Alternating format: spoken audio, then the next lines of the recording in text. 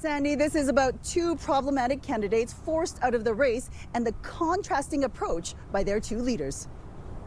We fired him. He's gone. Why?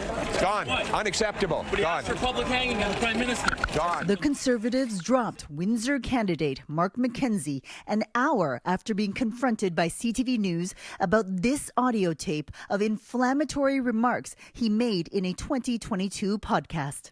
But I'm also in favor of public hangings, so I think they need to bring that back.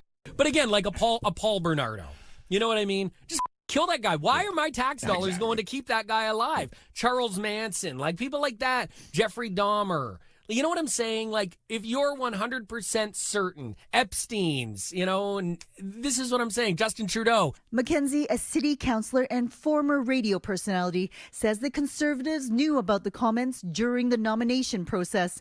He says he didn't get a chance to defend himself. I heard that the party was aware of it, and I said, I'll send you every podcast that we recorded. And they just said, nope, you're not the candidate anymore. That's in contrast to how the Liberals dealt with Paul Chang, who, in an interview in January with Ming Pao News, told people to collect a bounty by turning over a Conservative rival and democracy activist to the Chinese government.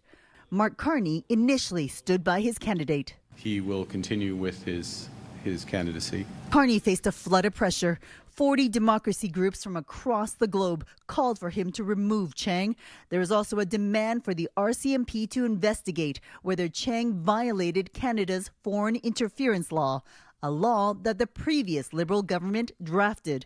Minutes before midnight, Chang quit, stating that as the Prime Minister and Team Canada stand up to Donald Trump, he didn't want to be a distraction. Hours later, Carney deflected a question about why he waited for Chang's resignation instead of acting. Mr. Chang made his resignation, offered his resignation last night. I accepted it.